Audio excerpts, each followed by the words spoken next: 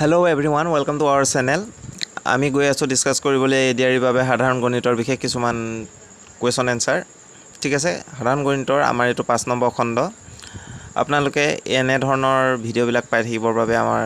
চেনেলটো সাবস্ক্ৰাইব কৰি থব পাৰে ঠিক আছে আৰু ভাল লাগিলে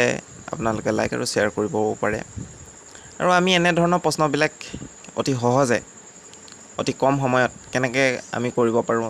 তাক আলোচনা কৰিম ঠিক আছে আমাৰ কিবা টিক্স আছে নেকি হৰু সিম্পল আমি হেবিলাকৰ বিষয়ে আলোচনা কৰিম কম সময়ৰ ভিতৰতে আমাৰ যেহেতু সময় অতি কম ঠিক আছে তাৰ পিছত আমাৰ আজি ভিডিওটো প্ৰথম কোৱেশ্চনটো আৰম্ভ হৈছে কি বুলি ক'লে দা ভ্যালু অফ ঠিক আছে এটোৰ আমাৰ ভ্যালু লিব লাগে ঠিক আছে ইয়াতে আমাৰ মান নিৰ্ণয় কৰা এটোৰ আমি মান নিৰ্ণয় কৰিব লাগে এটা এই মান নিৰ্ণয় কৰিবলৈ আমাৰ কি আছে মাজত আমি চাব লাগিব ইয়াতে কি আছে ইনটু প্লাস মাইনাস আৰু ইনটু ঠিক আছে এই গিটাই ইম্পৰ্টেন্ট আৰু হেই চিনটোৱে আমাৰ ইয়াত চাব লাগিব ইয়াতে কি আছে ইনটু আছে আৰু এইবিলাক চাব লাগিব যে সংখ্যা গিটা একে একে হয় নে নহয় ঠিক আছে আৰু এটো এই দখটো আমি মন দিব লাগিব যে এই দখত ডট ডট আছে না ডট ডট মানে কি এটো গৈয়ে আছে আৰু ঠিক আছে এটো ৰোৱা নাই আৰু এনে ক্ষেত্ৰত আমাৰ এটা টিক্স আছে কি কৰিব পাৰো ইয়াতে আমি আনসাৰটো 3 বুলি কৈ দিব পাৰো যদি এফালে ইনটু থাকে আৰু একেটা সংখ্যাই থাকে আৰু গৈয়ে থাকে ঠিক আছে হে তিনটা কন্ডিশন যদি আমাৰ কি হৈ যায় মানি চলে তেতিয়া হলে আমি ডাইৰেক্ট 3 বুলি লিখি দিম ইয়াতে আমাৰ অপচন 8 আছে ঠিক আছে এটো এটা সিম্পল টিক্স ইয়াতে আমি মনৰ ৰাখিব লাগিব এডখত ইনটু আছে নাই আৰু সংখ্যা গিটা একে হয় নাই আৰু গৈ আছে নাই ঠিক আছে এটা যদি এডখত প্লাস থাকে তেতিয়া কি লিখিব লাগে আমি হেতু আলোচনা কৰিম আৰু এডখত যদি ৰৈ যায় তেতিয়া আমি কি কৰিব লাগিব হেতু আমি আলোচনা কৰিম ঠিক আছে তেতিয়া হলে আমি যাও তাৰ পিছৰ কোৱেশ্চনটোলে ইয়াতে আকৌ মান উলিওৱা ঠিক আছে the value of this is ঠিক আছে উলিয়াব লাগিব এতিয়া আমাৰ এটো ইনটুৱে হৈ আছে ইনটু চিনডাল নাই কিন্তু এটো কি হৈছে ইনটুৱে হৈ আছে ঠিক আছে এবিলাক ইনটুৱে হৈ আছে আমি ক'ব পাৰো তেতিয়া হলে এই দখত আমাৰ কি আছে তিনটা ডট দেখিছো নেকি নাই দেখা বা ডট ডট দেখিছো নেকি নাই দেখা তেতিয়া হলে আমাৰ এটো কি হৈছে আগৰ প্ৰসেছত আমি ডাইৰেক্ট 11 কৈ দিব নোৱাৰো আৰু ইয়াত 11 অপচনো নাই তথাপিও এতিয়া আমি ইয়াত কি ফৰ্মুলা এপ্লাই কৰিব লাগিব ইয়াতে এটা ফৰ্মুলা এপ্লাই কৰিব লাগিব যেটো নাম্বাৰ দি থোৱা আছে হেতু আমি পাতি ল'ব লাগিব ঠিক আছে আৰু ওপৰত আমি লিখিব লাগিব ইয়াৰ ঘাত হিচাপে ঠিক আছে পাৱাৰ হিচাপে এতিয়া আমি পাৱাৰ হিচাপে কি লিখিব লাগিব ইয়াতে আমি 2n দি দিব লাগিব n মানে কি হৈছে কেইবাৰ আছে হি কিমান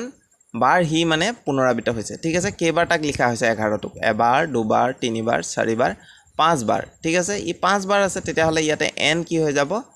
5 হৈ যাব ঠিক আছে n ৰ ভ্যালুটো 5 হৈ যাব আৰু ওপৰটো 2n -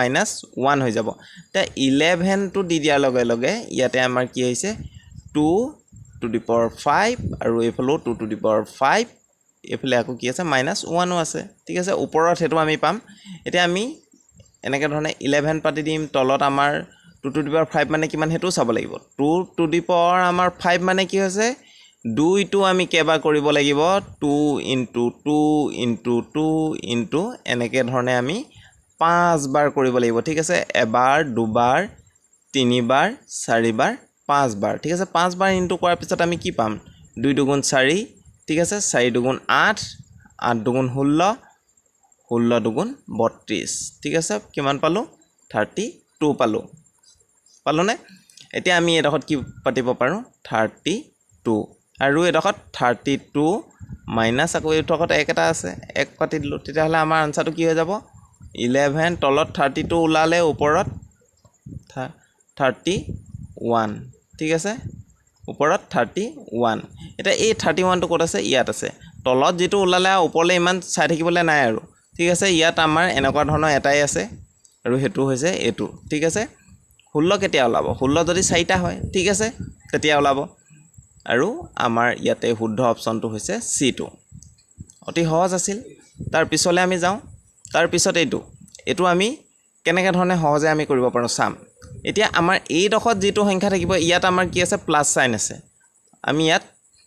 6 পাতি দিলে নহব ঠিক আছে ইয়াত ইনটু থকা হেতেন আমি ডাইৰেক্ট এটো আমাৰ শুদ্ধ হলতেন কিন্তু ইয়াতে কি হৈছে প্লাস আছে প্লাস থাকিব লাগিলে আমি কি কৰিব লাগিব আৰু সংখ্যাটো চাব লাগিব ঠিক আছে সংখ্যাটো সদায় এনে ধৰণৰ থাকিব যে সংখ্যাটো সদায়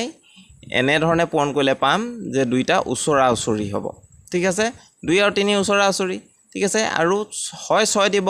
নহয় আমাৰ কি দিব পাৰে 3 পূৰণ 4 দুইটা উচৰা উচৰি কৰিলে 12 হ'ব ঠিক আছে 4 পূৰণ 5 4 5 গুণ 20 20 থাকিব পাৰে এডোখৰত এনেকৈ ধৰণৰে সংখ্যা থাকিব ঠিক আছে এনে ধৰণৰ থাকিলে আমি কি কৰিব লাগিব যেতিয়া প্লাছ থাকিব তেতিয়া তাৰ ডাঙৰটো ল'ব লাগিব যেতিয়া মাইনাছ থাকিব তেতিয়া সৰুটো ল'ব লাগিব মাইনাছ থাকিলে কি কৰিম মাইনাছ থাকিলে আমি সৰুটো ল'ম ঠিক আছে এই সৰুটো ল'ম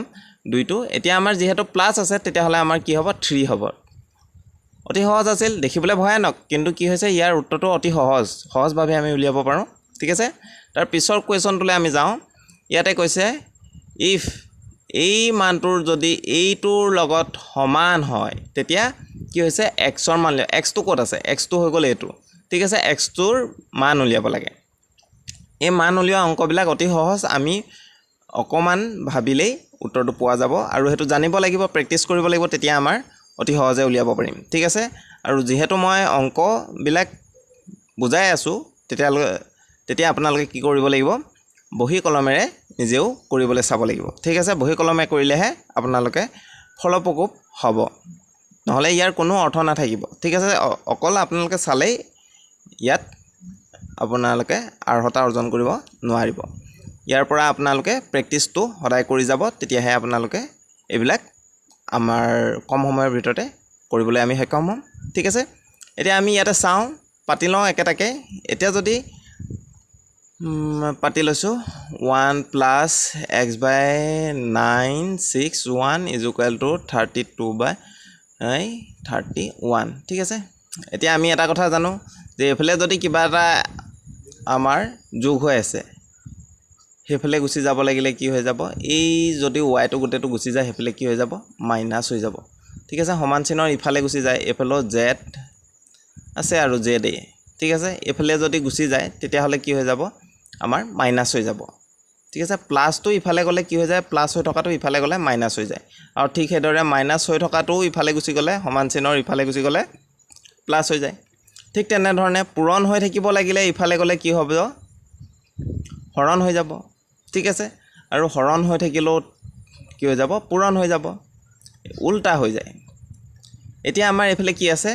ৰুটটো আছে ঠিক আছে যাক আমি বৰ্গমূল বুলি কওঁ বৰ্গমূলটো যদি ইফালে গুচি যায় তেতিয়াহ'লে কি হৈ যাব হোল স্কোৱাৰ হৈ যাব ঠিক আছে এইটো কথা মনত ৰাখিব লাগিব এতিয়া আমাৰ সেই ঠিক সেইদৰে আমি এই বৰ্গমূলটো কি কৰিম এইফালে লৈ যাম ঠিক আছে এইবিলাক সিম্পল ইয়াৰ পিছতো অৰ্থ আছে কিন্তু আপোনালোকে বুজিবলৈ হ'লে এতিয়া এনেকৈ ধৰণেও বুজি থ'ব পাৰে ঠিক আছে 1 + x/961 আৰু এইফালে কি হৈ যাব তেতিয়া 32/31 আৰু এইফালে কি হৈ গ'ল হোল স্কোৱাৰ হৈ গ'ল স্কোৱাৰটো ক'ব আহিলে এই ৰুটডাল ইফালে গুচি গ'ল ঠিক আছে আৰু এইফালে কিমান থাকিলে আমাৰ এইফালে 1 থাকিলে আমাৰ বৰ ধুনীয়া হয় কি কৰিম এইটো ইফালে পাতি দিম ইনটু হ'ব আৰু 961 আৰু তলতে এই গোটেইটোৰ তলতে আমাৰ কি বহি যাব 961 আৰু এইফালে এইটো কি হৈ যাব এইটো একে থাকিব কাৰণ ইয়াৰ তলত একেটাই আছে ঠিক আছে ইয়াৰ তলতো চেঞ্জ হোৱা নাই কিন্তু ইয়াৰ তলতো চেঞ্জ হ'ল কিমানে চেঞ্জ হৈছে এইটোৱে সেইটো কাৰণে এইটো গৈ পেলাই কি হৈছে ইয়াৰ লগত ইনটু হৈছে হ'ল তাৰপিছত এইফালে থাকিলে x আৰু এইফালে আমি পাতি দিলোঁ স্কোৱাৰ কৰি পাতিব লাগিব দুইটাৰ লগতে 32 × 32 কৰিব লাগিব আৰু 31 ×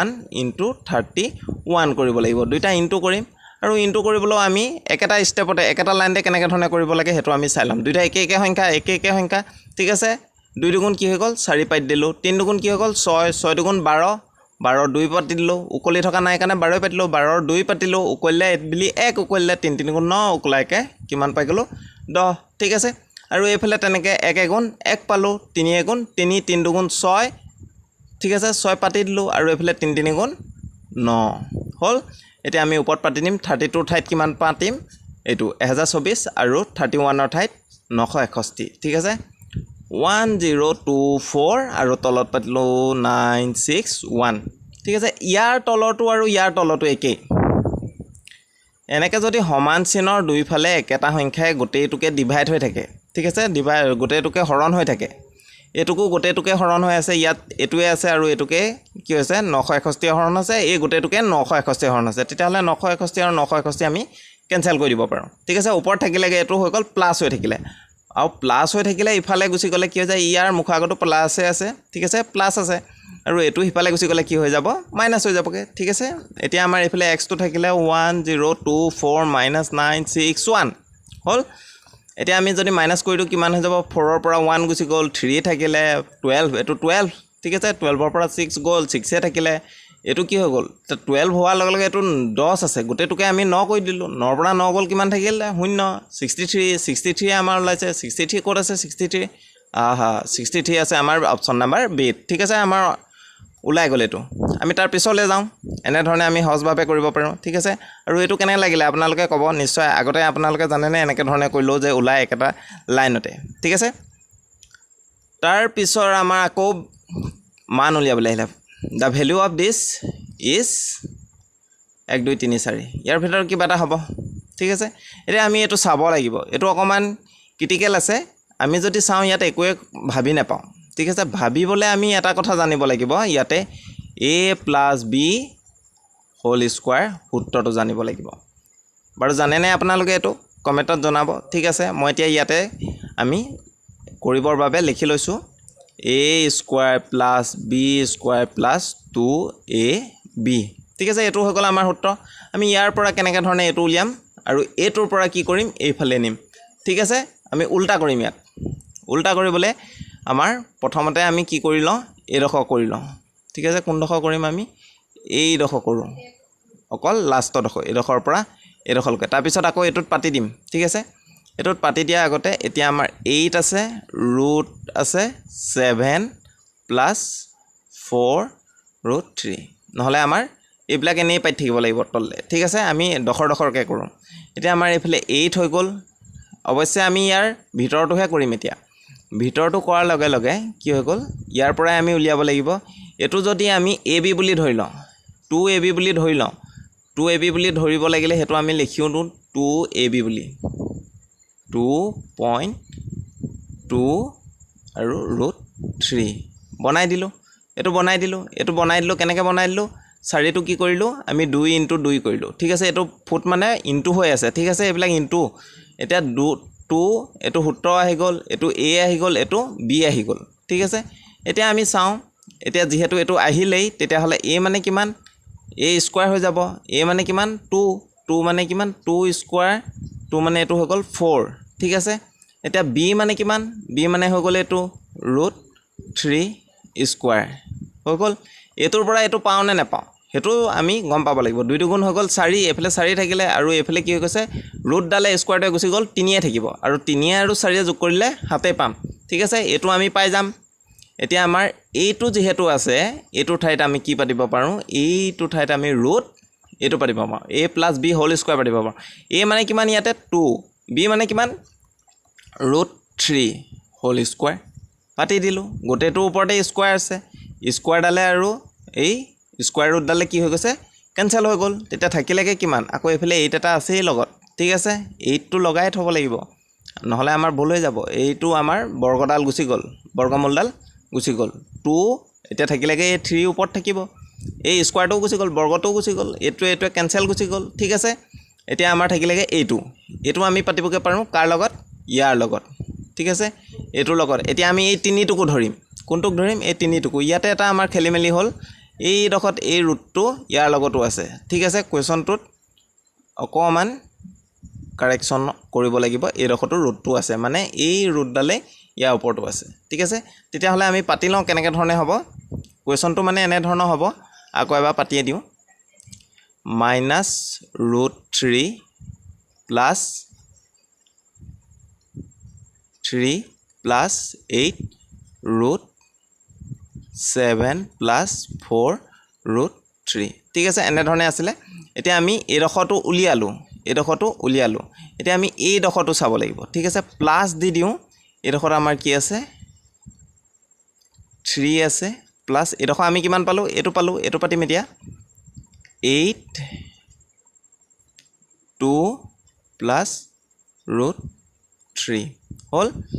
এতিয়া আকৌ এইফালে আমাৰ এইটো আছিলে সেইটো আমি পাতিম পিছত পাতিম আৰু ঠিক আছে এইডোখৰত আমি থৈয়ে দিছোঁ আৰু এইটো প্লাছ এইডোখৰত আমি ৰুট সেনেকৈয়ে পাম আৰু ঠিক আছে এইডোখৰত আমাৰ 3 আছে